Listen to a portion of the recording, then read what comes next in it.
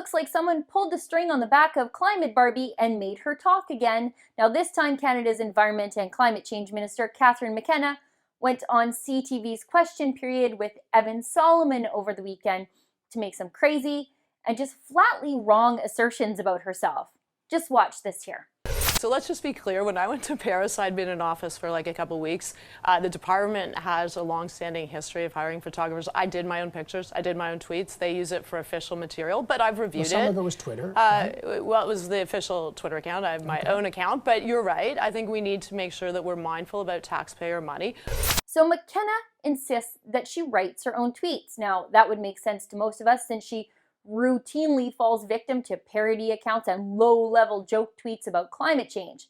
One time, she even thought that a crazy suggestion like outlawing security lighting to save the world from boiling in a climate inferno was a real thing. Now, that idea was suggested to her by an epic troll named Alan in Saskatchewan, and she fell for it. But we know it also isn't true that McKenna writes her own tweets.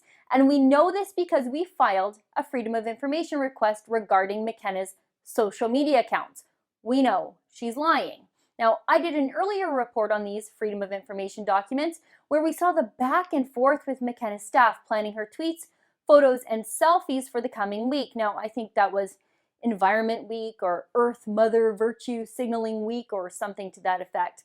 There were pages and pages of emails planning her tweets. They seemed endless, just page after page after page.